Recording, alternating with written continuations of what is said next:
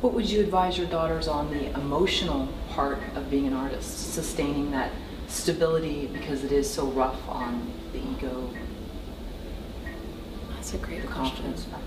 Well, I frame everything as an experiment, which I think is a really healthy, with all my projects, so I think it sets me up so if it failed, I mean, my biggest life lesson, the keynote I gave last night, I talked about my biggest failure in my life, which is when I tried to make a feature film straight out of UC Berkeley and I totally failed. I learned more from that experience than anything. So to me, failing is super important, and to knowing it's okay to fail, and failing a lot. I mean, experiment enough that you're gonna fail, and if you frame it as things as an experiment, it's not as hard to fail because you're framing it that you don't know what's gonna, I mean, so many of my films I started here and I ended here. I mean, that's the process of a film for me.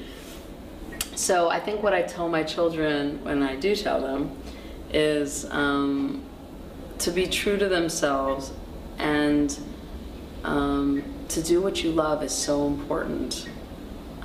But you know, it is, you know, my feature film, my first feature film that I finished was Connected, and it was my eighth film, but the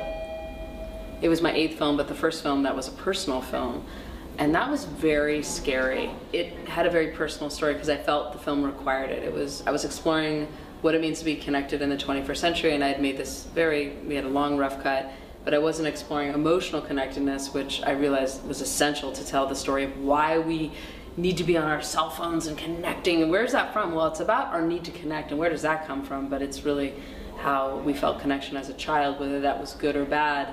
We are reinforcing that desire, and that's how the human species survived. So anyways, I was making this feature film and co-written with my father and some of my co-writers, and he got diagnosed with brain cancer. And the film also explores losing my father, which is such a profound, you know, my connection to my mother and father is so important to me. So anyways, I realized that I needed to go in through that very difficult door into the film. And I realized that I was already done with the film and realized it wasn't working, which is the worst feeling that I'm sure so many filmmakers that are watching can relate to. And you're sitting in the editing room and you're like, this plan isn't working.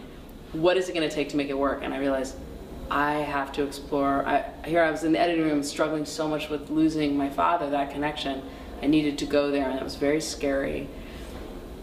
And so that was very scary to put myself so out there in a film, but I felt like if I spoke to my truth, that I was going to speak to some universal truth.